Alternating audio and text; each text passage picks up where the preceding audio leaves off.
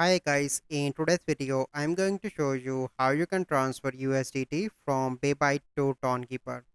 So the first step you need to do is to open Bybit and log in into your account on Bybit. So once you complete that step you need to click on assets in the right bottom.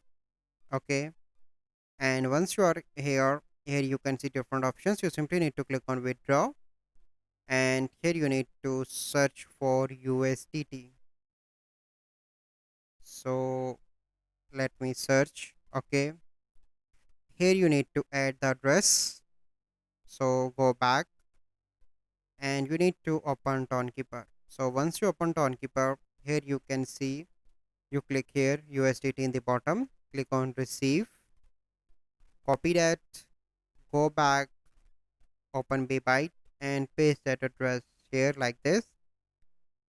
And here you can see please choose a chain type. So here you can select the USDT, but here you can see if USDT is not found, so you can use this one, ton, that is best.